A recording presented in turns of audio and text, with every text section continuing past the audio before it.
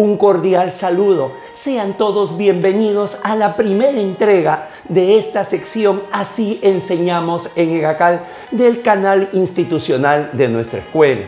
El propósito de esta sección es mostrar una de dos cosas, o un fragmento de los diversos cursos de especialización que desarrollamos aquí, o en todo caso, cuál es la metodología en los diferentes ámbitos de preparación que brindamos, de tal manera que de esta forma EGACAL da a conocer su servicio, su estilo, su metodología, su ADN, pero al mismo tiempo deja en la comunidad jurídica un pequeño aporte. Soy Guido Aguila Grado, docente exclusivo de la institución, y les doy nuevamente la bienvenida. En esta primera entrega vamos a desarrollar el título de abogado, metodología EGACAL. Sean todos bienvenidos.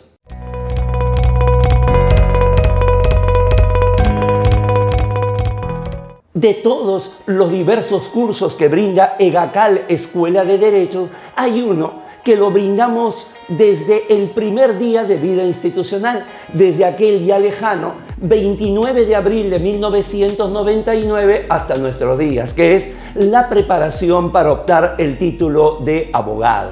Justamente esa es la razón por la que hemos escogido esta temática para inaugurar, dar el punto de partida a esta sección de nuestro canal. Y es que no puede ser de otra manera. Recordemos, el título de abogado es el momento más importante de nuestra vida profesional. Muchos seguramente pueden señalar ¿y dónde queda el grado de magíster o de maestro o el grado de doctor? Claro, también son importantes, van representando nuestra evolución, nuestro crecimiento, pero todo ello primero se construye sobre la base del título de abogado, que justamente tiene desafíos por el momento en el que se da, por lo que representa un punto bisagra, por lo que de una u otra forma va a marcar nuestro futuro a partir de ese momento, que tiene características que son realmente importantes y que aquí en EGACAL durante más de 2 décadas hemos venido con este desarrollo, hemos venido con esta preparación, hemos venido con estas experiencias que nos han permitido tener ya más de 4.200 nuevos abogados. De tal manera que la metodología que desarrollamos, de tal forma que el derrotero que transitamos y finalmente la forma como llegamos al objetivo es la que queremos compartir.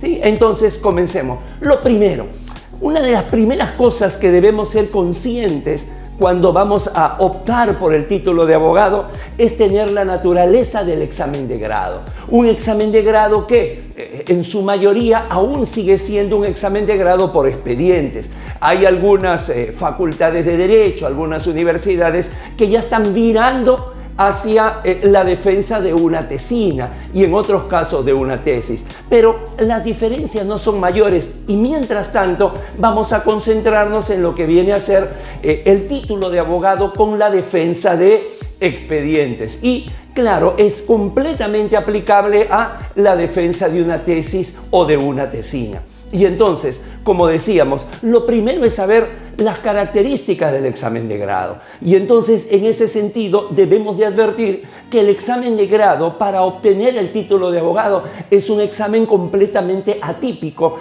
para lo que hemos venido nosotros desarrollando hasta ese momento.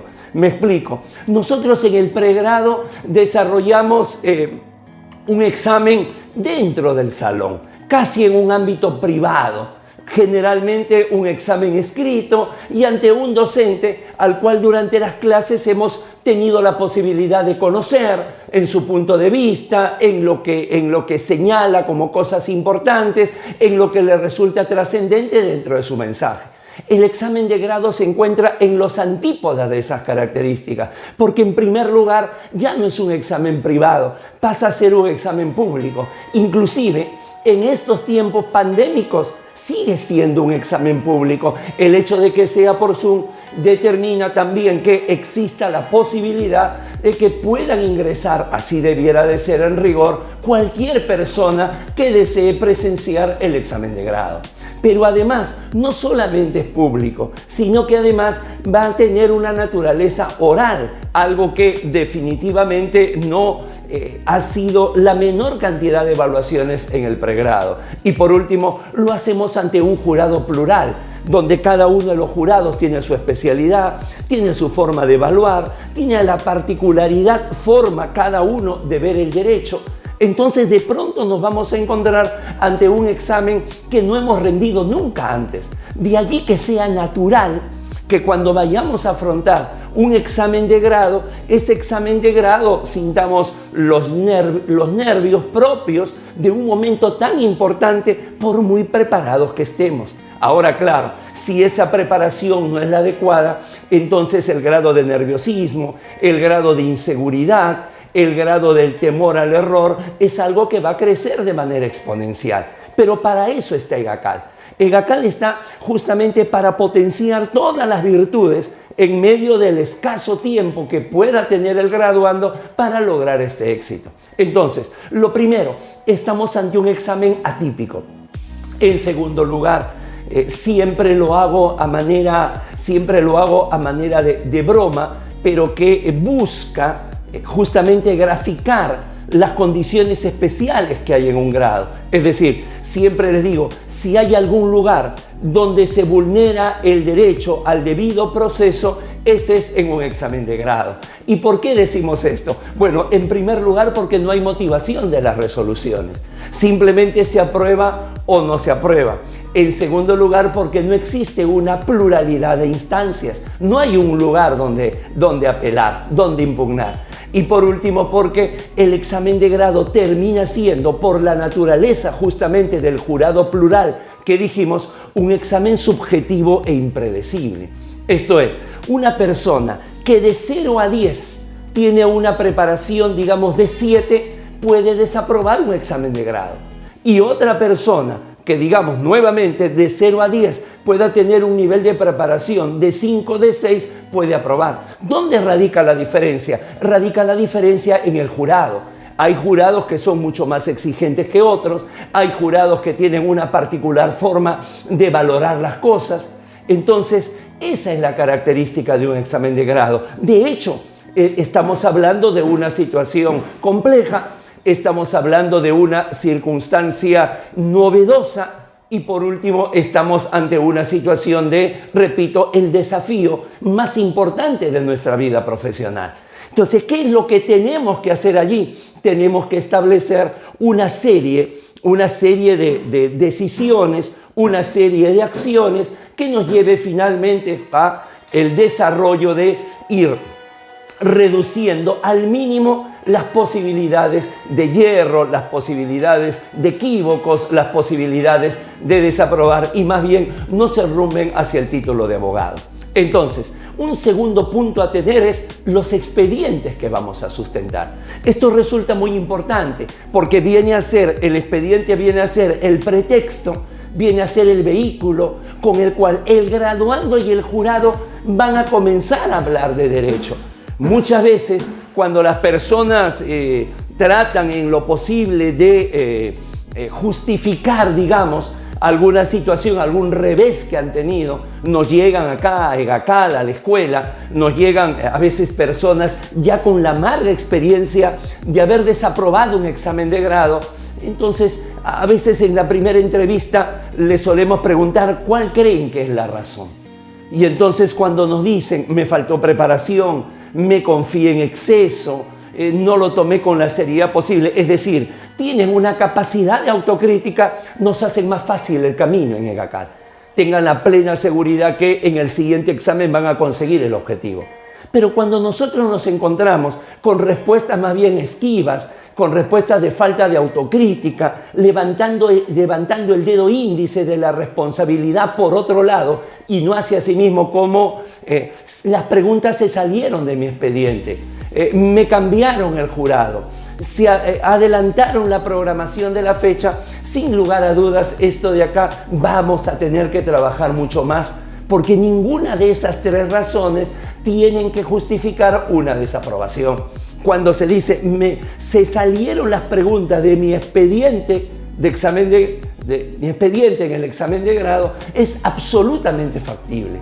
No es que el examen de grado sea solamente sobre los expedientes, Nadie termina teniendo un título de abogado que diga, ¿no?, logra a nombre de la nación el título en resolución de contrato y delito contra la fe pública. No, insisto, los expedientes es el pretexto para que en el grado se comience a hablar de derecho. Pero claro, no es un pretexto cualquiera, ya depende de la naturaleza del expediente, de la forma que se tenga de exponer, que el jurado mayormente se concentre en ellos. Esto es muy importante, por eso hay que tener mucho cuidado al escogerlo. No es un buen indicador el expediente más delgado o el más fácil, porque justamente porque tiene esa característica, probablemente el jurado agote de una manera rápida el examen y entonces comience a preguntarte de los temas que quiere. La idea es siempre que tu exposición y tu expediente tengan una fuerza centrípeta que pueda concentrarlos en ellos. Por eso es importante tener la orientación desde el momento en que se escogen los expedientes. En EGACAL, Escuela de Derecho, tenemos un banco de expedientes en diversas disciplinas y que cuentas con la orientación para que puedas tener la mejor elección. En segundo lugar, una vez que ya has escogido los expedientes, la orientación para el tema de los resúmenes. Uno de los servicios que brindamos justamente es la asesoría en los resúmenes o informes de los expedientes, que en realidad, ninguna de los dos nombres, ninguno de los dos rótulos expresa con certeza de lo que se trata. No es que de todo expediente te pidan un resumen, o no es que te pidan simplemente un informe, se pide mucho más, se pide un conocimiento profundo, tan profundo que luego tienes que establecer con qué sentencia estás de acuerdo, porque se presume que siempre un expediente para examen de grado debe tener sentencia contradictoria. Y entonces cuando tú dices, me quedo con tal sentencia, hay que sustentar el por qué nos quedamos con ella y el por qué no optamos por la otra. De tal manera que esto de acá debe ser muy importante. A veces, por cuestiones de tiempo, por cuestiones económicas, el graduando opta por hacer su propio resumen. Pero cuidado, si bien es cierto, eso sería lo ideal, no olviden que siempre se necesita una retroalimentación, siempre se necesita de una experiencia, de un punto de vista mucho más amplio. Por eso se recomienda que en el momento que se tengan los expedientes puedan ser una de dos cosas. O que escojamos algo que nosotros conocemos, generalmente lo que nos desempeñamos en el día a día, o sino que conozcamos alguna materia que nos seduzca, que a nosotros de alguna manera nos atraiga, que al momento de estudiarla no nos genere una incomodidad, no sea cuesta arriba, sino que tratemos en lo posible de disfrutar. Entonces, ya tenemos lo primero, las características que tiene nuestro examen de grado, un examen atípico. Segundo, que debemos de tener cuidado los expedientes que vamos a sustentar. En tercer lugar, ya nos adentramos con todo ello al examen de grado. Y entonces un tercer momento es la exposición. O sea, lo que debemos recordar es que todo examen de grado comienza con una exposición. Es como una partida de ajedrez donde siempre va a comenzar el que tiene las blancas. Y eso quiere decir que nosotros en el examen de grado jugamos con las blancas. Esto es, no comienza con una pregunta, comienza con una exposición. De tal forma que si estamos preparados para esa exposición, si en la exposición demostramos un dominio de nuestro expediente, un dominio de la materia, va a ser otro el talante, la tesitura, el ánimo del jurado para preguntar. Y nosotros mismos, el graduando mismo va a sentir de que va por buen camino. Por ello, la exposición es importantísima. A lo largo de estos más de 20 años, repito que tenemos en EGACAL, en la preparación para el título de abogado, muchas veces en algún simulacro ha venido el graduando y me ha dicho, Guido, mira, pasemos de frente a las preguntas porque todavía no me he grabado mi exposición, la estoy dejando para el final. Eso, por ejemplo, es un error mayúsculo, ¿no? Un error monumental. La exposición tiene que ser lo primero. Es algo que yo lo tengo que repetir a diario, de tal manera que cuando llegue la víspera del examen de grado, señores, pueda dominar la exposición desde la demanda hasta la última sentencia y, si me lo piden, hacerla en retroceso, desde la última sentencia comenzar y terminar en la demanda. Es algo que es capital dentro de lo que viene a ser la presentación. ¿Por qué? Porque esa exposición no tiene que ser una exposición acartonada, no tiene que ser una exposición robotizada. Al contrario, debe ser una exposición natural. Se debe notar el conocimiento, se debe notar que fluye. Es más, repito, es el punto de partida, es, si quieren, la primera impresión que va a llevarse el jurado. Me explico. Una cosa es que esté el jurado y vea a una persona acartonada que diga, buenas tardes, expediente civil, expediente número 1901-2007, resolución de contrato, ¿no? Y que comience su exposición. A otro distinto, donde desde el primer instante se note tu preparación y se note el hambre de lograr el título. Es decir, muy buenas tardes, con la venia del señor presidente y los señores miembros del jurado, voy a dar inicio a la exposición de mi expediente civil. Materia, resolución de contrato. Fluye de autos, ¿qué? Es otra cosa. Eso viene a ser el introito, el prefacio. Ahí es donde se rompe el hielo. Luego ya viene el cuerpo. Y cuando viene el cuerpo de la exposición, ya eso es el desarrollo de cada uno.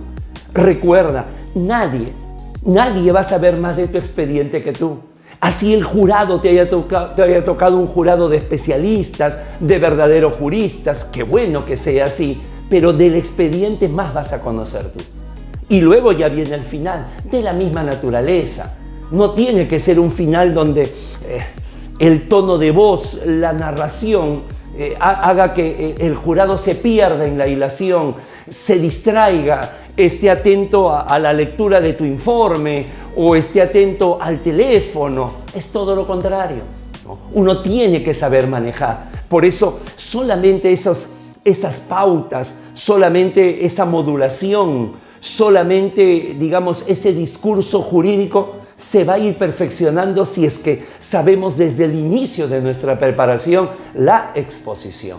Y entonces se concluye señalando que la segunda Sala Civil Transitoria de la Corte Suprema declaró improcedente el recurso de casación, condenando a los recurrentes al pago de costas y costos.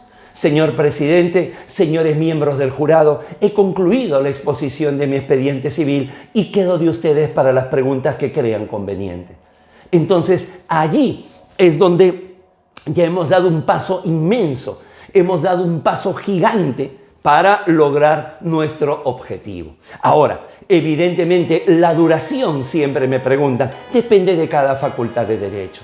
Hay facultades de derecho donde no lo señalan. Entonces, lo recomendable es que sean de 7 a 10 minutos. Una exposición sencilla, breve, ¿no? En cada una de las sentencias, qué cosa fue lo que se resolvió, sin detenerse en los fundamentos. Lo que nos interesa es demostrar que se trata de sentencias contradictorias, que se trata de un expediente complejo, interesante, digno de un examen de grado para el título de abogado. Y hay otras que no, que nos dice que la exposición debe durar 30 minutos. Entonces, ahí debemos dar un mayor detalle. Cada una de las sentencias con su debido fundamento. En la apelación, ¿cuáles son los agravios? En la casación, ¿qué cosa es lo que han señalado? Pero debe ser con altos y bajos de voz. Debe de tener esa musicalidad que lo haga entendible. Y es allí donde ingresa algo que es muy importante, el lenguaje no verbal y el lenguaje verbal. Cuando decimos el lenguaje no verbal, es aquel mensaje que da nuestra sola presencia, sea, señores, de manera personal o sea en tiempos pandémicos de forma virtual. Es decir, se refiere a la edad. Yo les aseguro que no, a eso nos referíamos con un examen subjetivo impredecible. Yo les aseguro que la conducta del jurado no va a ser la misma ante una persona sexagenaria, septuagenaria, de una cabellera completamente plateada, al de un joven o una joven de 23 o 24 años. evidentemente va a ser una actitud distinta. A eso llamamos el lenguaje no verbal. Nuestra seguridad. Obviamente vamos a sentir nervios, pero esos nervios hay que disimularlos. Es más, con estos últimos exámenes que se dan vía Zoom, vía Google Meet, estos exámenes donde solamente nos enfocamos en una cámara, hasta allí debemos ensayar, porque comúnmente cometemos el error de mirar la pantalla, de mirar nuestra imagen o la imagen del jurado, pensando que le estamos hablando mirando a los ojos, y no, ellos nos van a ver mirando hacia un costado. Lo que tenemos que mirar es la cámara, y siempre nos va a jalar mirar la imagen. Ese trabajo también se desarrolla. Esas son las cosas que vamos corrigiendo en la asesoría personalizada que brindamos, en los simulacros que desarrollamos. Es decir, no se puede dejar ningún detalle, porque todo suma. Porque la abogacía, al igual que en el arte, también son importantes las formas. No solamente el fondo, sino también son importantes las formas. Y ahí es donde viene la modulación de la voz, ahí es donde viene el uso de un lenguaje técnico. Todo ello va sumando. Entre primero el lenguaje no verbal, que viene a ser la imagen que nosotros proyectamos, y ya luego viene el lenguaje verbal, donde comúnmente casi se tiene por descontado que aquella persona que se ha dedicado al derecho tiene un buen verbo, tiene un buen discurso, tiene una buena oratoria. Pero eso se convierte en mito si es que no tenemos en cuenta que llevamos un grado de responsabilidad, que llevamos allí aquel punto que va a marcar definitivamente nuestra vida profesional. O sea, el título de abogado nos va a dar eso, nos va a dar un título. Si antes eran los títulos de nobleza, y entonces se habla de que el autor del espíritu de las leyes y la división tripartita del poder era Charles de Secondat, barón de la Brede y Montesquieu. Bueno, pues ese título hoy día no se da por el patrimonio, por las propiedades, no, sino el título hoy se da por la profesión. Y tú vas a pasar a ser el abogado tal, la abogada tal. Entonces, es fundamental que se utilice un lenguaje técnico, un lenguaje jurídico. Es fundamental, y esto nosotros lo vamos corrigiendo, que se diga, por ejemplo, como vulgarmente se dice. No. Si vulgarmente se dice así, evítalo, porque tú estás dando un examen técnico. Todo ello tiene que ver ya con la exposición del examen de grado. Y un último punto es el que tiene que ver ya con las respuestas. Que las respuestas que vas a dar, el interrogatorio académico al que vas a ser sometido. Esto es, ya has expuesto y ahora entonces vienen las preguntas del examen de grado. Recuerden la forma como concluimos, ¿no? Quedo de ustedes para las preguntas que crean convenientes. Y es allí donde la exposición va a jugar un papel extraordinario. Porque si tu exposición ha sido centrífuga, si tu exposición ha concentrado la atención en el expediente, en las figuras, si has dejado cosas provocativas allí, te van a preguntar de ello. Si en cambio tu exposición, por el contrario, ha sido una exposición anodina, ha sido una exposición intrascendente, ha sido una exposición que no ha llamado la atención, entonces va a ser todo lo contrario. Entonces, fácilmente se pueden salir del expediente y te pregunten según la especialidad que tenga cada uno de los docentes. A estas alturas, los graduandos normalmente nos dicen que no sé qué cosa me van a preguntar. Y entonces eso es algo que aterra. Y algunos, en ese sentido, optan por tratar de preguntar o de asistir a exámenes de grado y ver realmente sobre qué cosa les van a preguntar. No es así. Nosotros no sabemos exactamente la pregunta, pero sí sabemos la forma que nos van a preguntar y nos tenemos que preparar para ello. Es decir, las preguntas solamente pueden ser de 5 tipos. Pueden ser preguntas de concepto, nos preguntan qué cosa es. Pueden ser preguntas de comparación y entonces allí tenemos que mostrar un paralelo. Tienen que ser otras, vienen a ser preguntas de opinión acerca de nuestro propio expediente, con qué sentencia usted se encuentra de acuerdo. Pueden ser preguntas de actualidad, estos temas que se vienen dando justo en los días que tú estás rindiendo tu examen de grado. Y por último, pueden ser aquellas que deben ser sobre preguntas sobre temas sensibles. Tema de aborto, tema de pena de muerte, tema de eutanasia. Entonces la preparación para esto es una preparación también muy particular, también muy especial, que es lo que brindamos aquí, toda esta información, aquí en EGACAL, Escuela de Derecho. Es decir, normalmente tenemos que la persona opta por la lectura. Lee 1, 2, 3 veces y dice, no, estoy estudiando. No está estudiando, está leyendo. Claro, mientras se lee con más atención, mientras se tiene una mayor formación, entonces va quedando más, pero eso no es estudio. El estudio es tomar esa teoría y entonces comenzar a imaginarme la pregunta. Cuando yo me imagino la pregunta, entonces voy adelantando aquello que me puedan preguntar. Entonces comenzamos de nuevo. La primera posibilidad es que sean preguntas de definición. Entonces mi especialidad es la especialidad constitucional. Es la especialidad. Entonces probablemente me pregunten, dígame usted, ¿qué cosa es el control de constitucionalidad? Y entonces yo le diré, el control de constitucionalidad son los mecanismos para someter todo el ordenamiento jurídico bajo el escáner, bajo el valor de legitimidad, validez que puede dar el texto constitucional. Este control puede ser, y ya comienzo ya la clasificación, primero la definición, siempre de lo general a lo particular. Esto puede ser un control constitucional político que se da a través del antejuicio, a través del juicio político, a través del voto de confianza, a través del voto de censura, y otro que es el control constitucional jurisdiccional, que se puede dar viendo un sistema que está a cargo de todos los jueces, lo que se conoce bajo el nombre de control difuso, y el que está a cargo de el Tribunal Constitucional, que es el control concentrado bajo el proceso de inconstitucionalidad.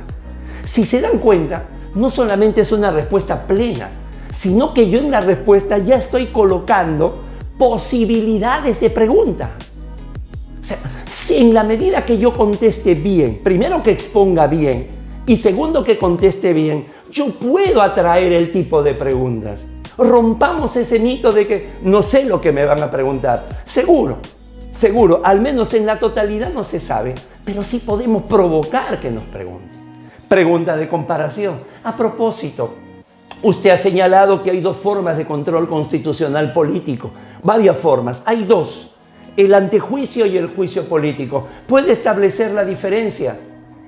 Y entonces ahí el tipo de respuesta también tiene que ser claro. Si te preguntan una comparación, se tiene que hacer un paralelo. Sí, doctor, ¿cómo no?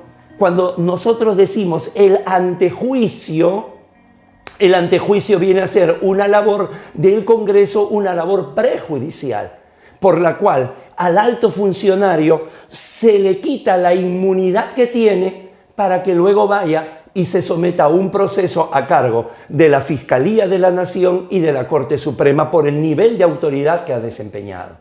En cambio, el juicio político, como su nombre lo sugiere, viene a ser un procedimiento cuasi jurisdiccional en el cual el Congreso sanciona. Primera gran diferencia. Segunda gran diferencia. En el antejuicio se ven probables delitos que haya cometido el alto funcionario. En cambio, en el juicio político no. Se ven infracciones constitucionales que haya podido cometer el alto funcionario. Y por último, tercera diferencia, en el antejuicio el Congreso no impone ninguna sanción, solamente le quita el blindaje de la inmunidad para someterlo a la justicia. En cambio, en el juicio político se impone sanciones, que pueden ser la suspensión, el desafuero y la inhabilitación, esta última hasta por 10 años. Esa es la manera en el ámbito de la comparación. Tercero, te pueden hacer preguntas de opinión acerca de tu expediente. Y entonces esas preguntas, en un examen normal se deben hacer.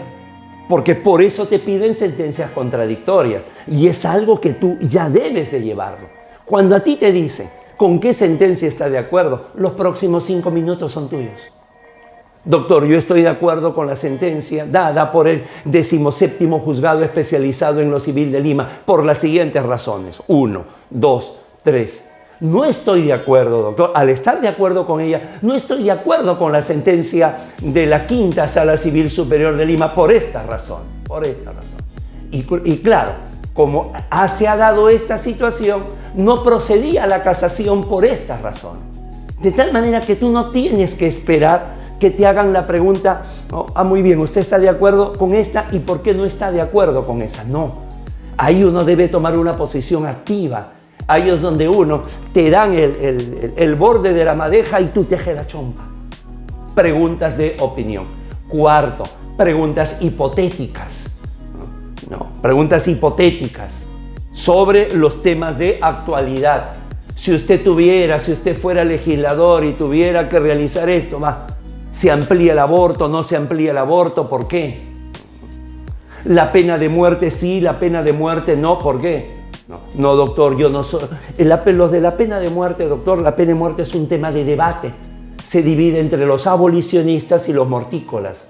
Nosotros nos ubicamos en el primer lado, doctor, con los llamados abolicionistas, porque la pena en los textos de la Convención Americana y en los textos de la Constitución tiene un fin resocializador, tiene un fin reformador, tiene un fin reeducador, de tal manera que la pena de muerte tiene otra finalidad, una finalidad retributiva, de escarmiento. Dejas clara tu posición, sin desautorizar la otra. Sin embargo, aquellos quienes están de acuerdo con la pena de muerte tienen algunos argumentos que también son importantes. También es bueno tomarlos en cuenta, que viene a ser que hay delitos en los cuales ya no hay vuelta a la persona. Es decir, si estamos hablando de un violador serial, estamos hablando de un asesino consuetudinario, además acompañado de crueldad, probablemente la pena no cumpla su finalidad. Es decir, deja sentado lo tuyo con una razón sin desautorizar lo otro. Esto es algo muy importante. Nosotros recién estamos aspirando al título de abogado. No podemos ir, digamos, con ese grado de soberbia de que entre dos temas que se discuten, nosotros podemos tomar partido por uno y estamos convencidos, seguro, pero jamás desautorizar la otra posición. Y por último, los temas, repito, los temas que lleven a un grado de no solamente sensibilidad, sino que sean temas absolutamente de actualidad.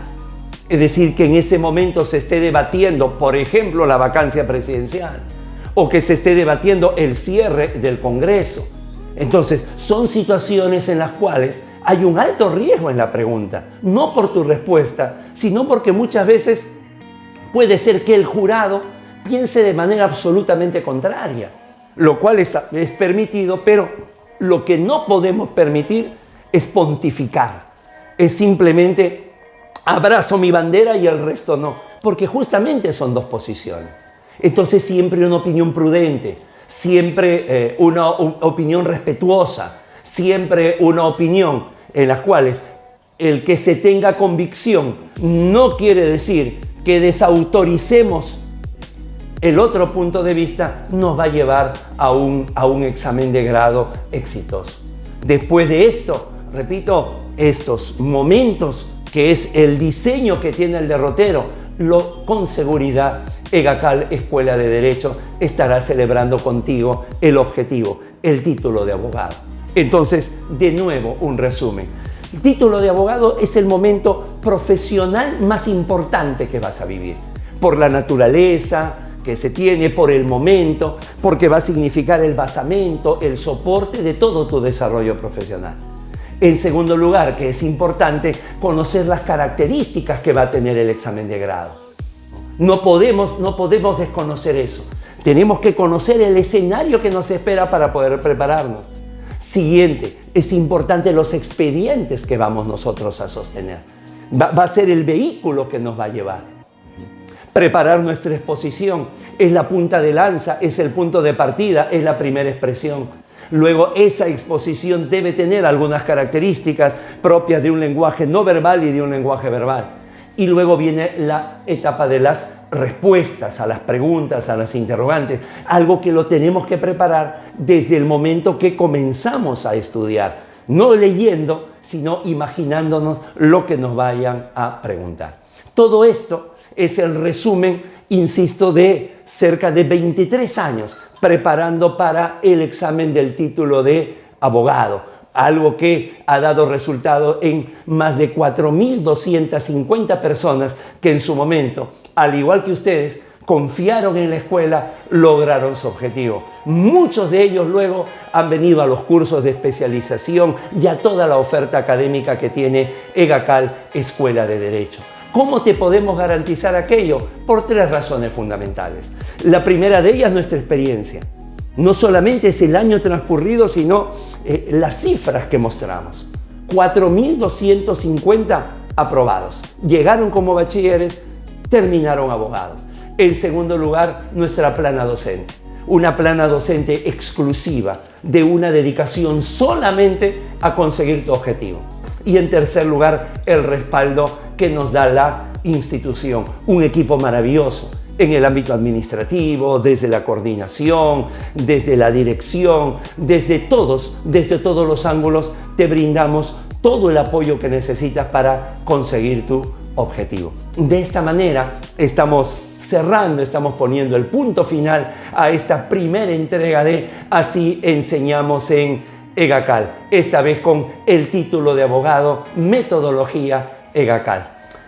No olvide suscribirse, no olvide extenderse, difunda este vídeo. Nosotros no necesitamos bachilleres, no necesitamos maestrandos, doctorandos, necesitamos abogados titulados, necesitamos maestros, necesitamos doctores, necesitamos cerrar paréntesis, necesitamos conseguir objetivos. Con eso va a ser nuestro aporte para tener cada día un país mejor. Muchísimas gracias. Permiso.